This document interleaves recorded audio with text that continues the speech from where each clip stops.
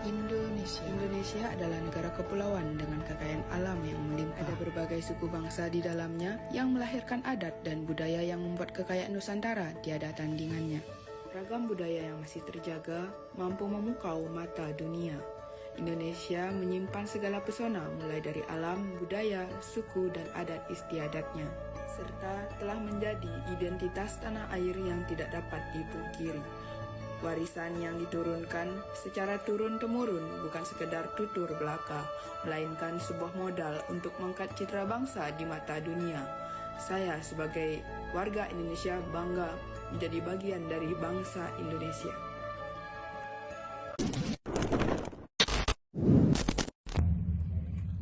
Perkenalkan, nama saya Indra Wahyu. Saya dari Fakultas Ekonomi dan Bisnis. Prodi saya manajemen. Kelas saya 02 malam. Di sini saya akan menjelaskan tentang sejarah animisme dan dinamisme di Indonesia. Satu, pengertian animisme.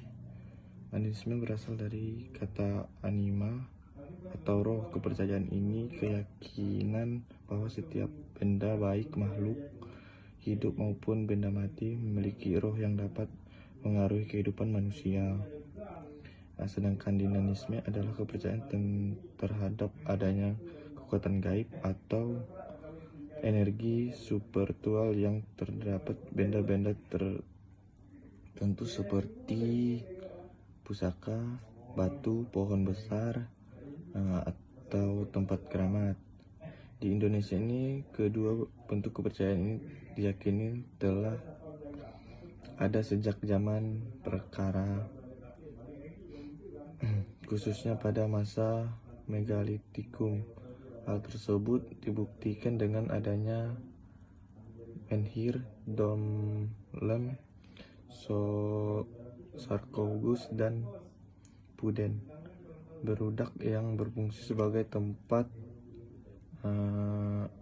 pemujaan roh nenek moyang. Kedua, perkembangan animisme dan dinamisme di Indonesia. Pada awalnya masyarakat Nusantara belum mengenal agama-agama besar, sehingga animisme dan dinamisme menjadi dasar sistem kepercayaan. Kepercayaan ini menentukan masyarakat untuk melakukan terutama ritual memuja roh leluhur. Kedua, upacara-upacara adat. Ketiga, pembuatan benda pusaka. Keempat, larangan-larangan adat pemali. Ketika agama Hindu, Buddha, Islam, dan kemudian Kristen masuk ke Indonesia, kepercayaan animisme dan dinamisme tidak hilang tetapi bercampur dengan budaya baru, gitu ya. Yang ketiga, akulturasi, animilasi, dan sigmasi. Yang pertama itu akulturasi. Akulturasi adalah percampuran dua budaya atau lebih yang saling mengaruhi tanpa menghilangkan unsur asli. Hubungan dengan animisme dan dinamisme. Saat agama baru masuk, budaya lokal tetap dipertahankan namun diberi unsur baru dari agama tertentu. Contoh akulturasi: 1. Candi-candi Hindu Buddha memiliki bentuk punden berpundak yang berasal dari kepercayaan pemuja roh nenek moyang, pengaruh animisme.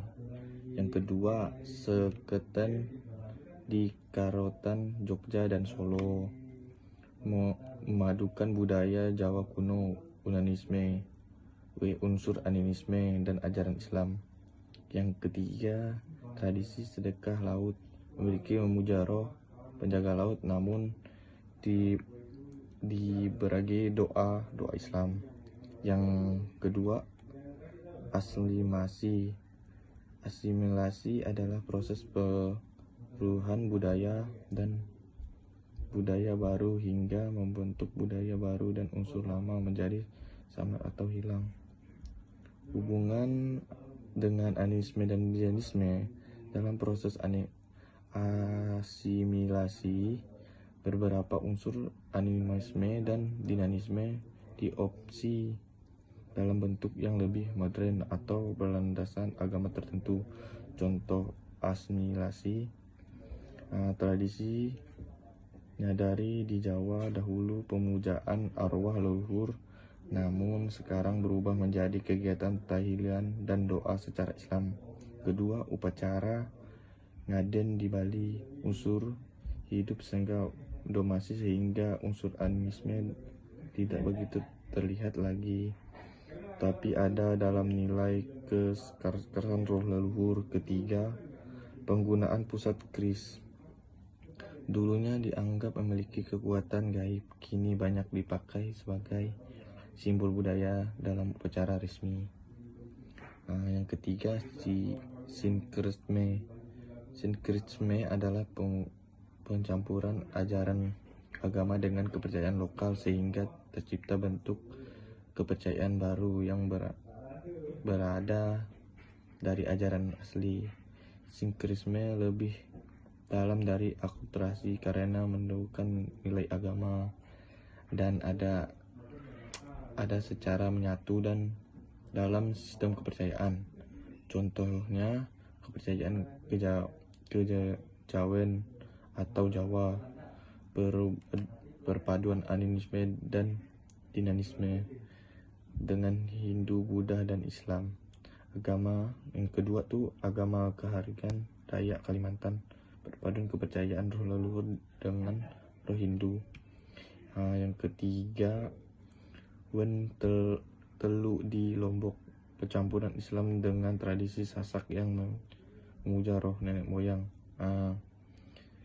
Kesimpulannya, animisme dan jainisme merupakan fungsi kepercayaan awal masyarakat Indonesia ketika bertemu dengan budaya agama dari luas. Terjadi proses yang pertama tuh akulturasi, budaya bercampur, unsur asli terdapat terlihat.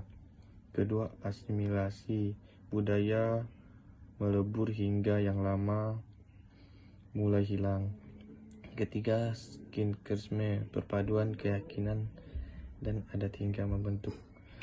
Sekian dari saya, kurang banyaknya saya sampaikan. Terima kasih.